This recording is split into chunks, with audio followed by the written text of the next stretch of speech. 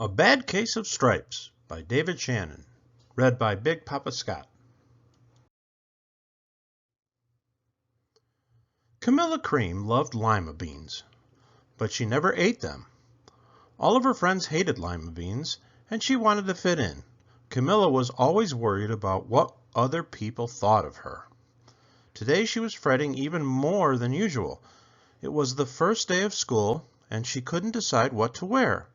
There were so many people to impress. She tried on 42 outfits, but none seemed quite right. She put on a pretty red dress and looked in the mirror.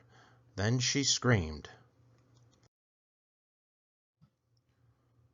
Her mother ran into the room, and she screamed too. "Oh, my heavens!" she cried. "You're completely covered with stripes." This was certainly true. Camilla was striped from head to toe. She looked like a rainbow. Mrs. Cream felt Camilla's forehead. "Do you feel all right?" she asked. "I feel fine," Camilla answered, "but just look at me." "You get back in bed this instant," her mother ordered. "You're not going to school today." Camilla was relieved. She didn't want to miss the first day of school, but she was afraid of what the other kids would say, and she had no idea what to wear with those crazy stripes. That afternoon, Dr. Bumble came to examine Camilla. "Most extraordinary!" he exclaimed. "I've never seen anything like it.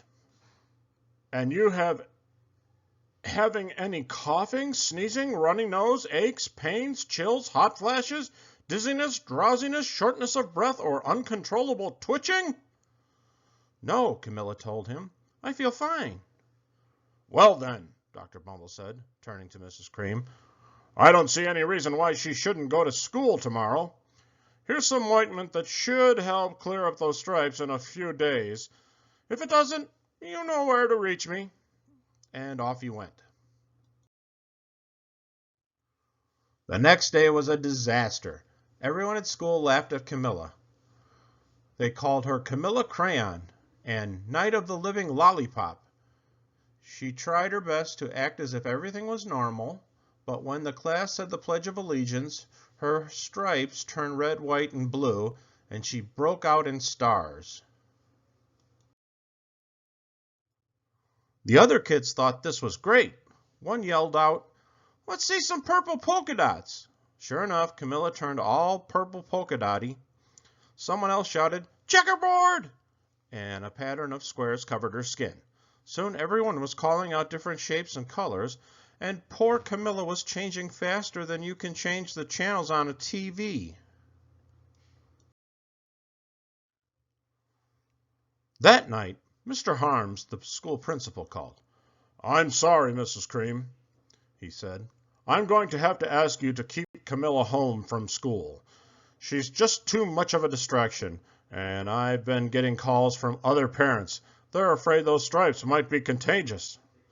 Camilla was so embarrassed. She couldn't believe that 2 days ago everyone liked her. Now, nobody wanted to be in the same room with her. Her father tried to make her feel better. "Is there anything I can get you, sweetheart?" he asked. "No, thank you," sighed Camilla. What she really wanted was a nice plate of lima beans, but she had been laughed at enough for one day.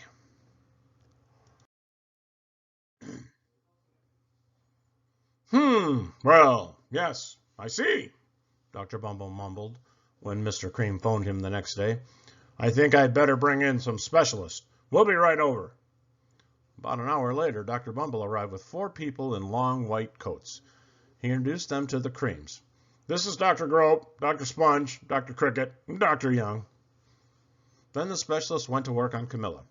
They squeezed and jabbed, tapped and tested. It was very uncomfortable. "Well, it's not the mumps," concluded Dr. Grope.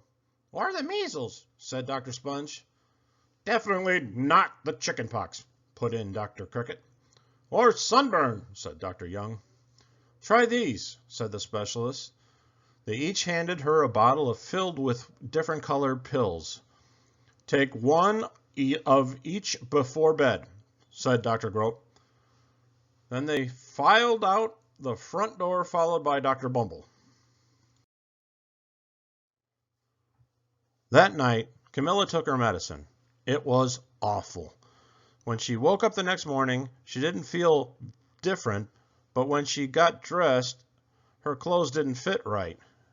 She looked in the mirror, and there, staring back at her, was a giant, multicolored pill with her face on it.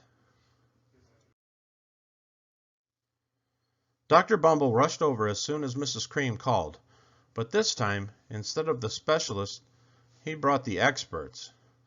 Dr. Gord and Dr. Mellon were the finest scientific minds in the land. Once again, Camilla was poked and prodded, looked at and listened to. The experts wrote down lots of numbers, then they huddled together and whispered. Dr. Gord finally spoke. "It might be a virus," he announced with authority.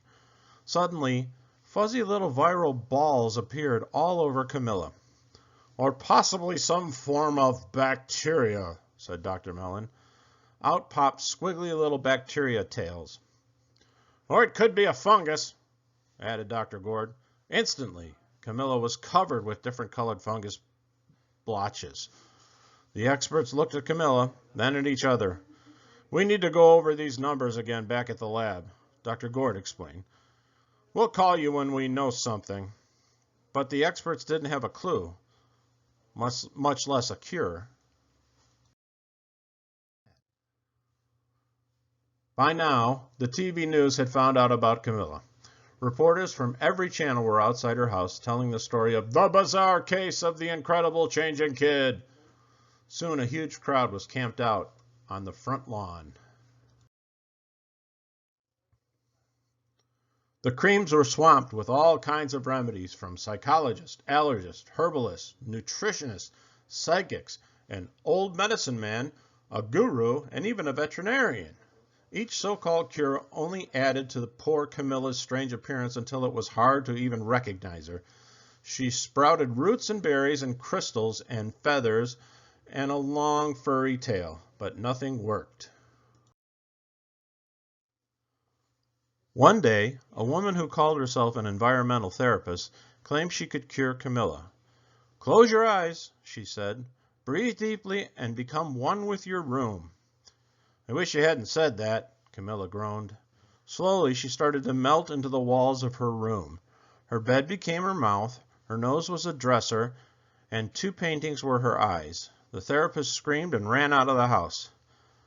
"What are we going to do?" cried Mrs. Cream. "It just keeps getting worse and worse." She began to sob. At that moment, Mr. Cream heard a quiet little knock at the front door. He opened it, and there stood an old woman who was just as plump and sweet as a strawberry. "Excuse me," she said brightly, "but I think I can help." She went into Camilla's room and looked around. "My goodness," she said with a shake of her head. "What we have here is a bad case of stripes, one of the worst I've ever seen." She pulled a container of small green beans from her bag. "Here," she said, "these might do the trick." "Are those magic beans?" asked Mrs. Cream. "Oh, no. Oh, my, no," replied the kind old woman. "There's no such thing. These are just plain old lima beans. I'll bet you'd like some, wouldn't you?" she asked Camilla. Camilla wanted a big, heaping plate full of lima beans, more than just about anything, but she was still afraid to admit it. "Yuck," she said. "No one likes lima beans, especially me." "Oh, dear," the old woman said sadly. "I guess I was wrong about you." She put the beans back in her bag and started towards the door. Camilla watched the old lady walk away. Those beans would taste so good. And being laughed at for eating them was nothing compared to what she'd been going through. She finally couldn't stand it. "Wait!" she cried. "The truth is, I really love lima beans." "I thought so," the old woman said with a smile. She took a handful of beans and popped them into Camilla's mouth. "Mmm," said Camilla. Suddenly the branches, feathers, and squiggly tails began to disappear. Then the whole room swirled around. When it stopped, there stood Camilla, and everything was back to normal. "I'm cured!" she shouted. "Yes," said the old woman. "I knew the real you was in there somewhere." She patted Camilla on the head. Then she went outside and vanished into the crowd. Afterward, Camilla wasn't quite the same. Some of the kids at the school said she was weird, but she didn't care a bit. She ate all the lima beans she wanted, and she never had even a touch of the stripes again. The end.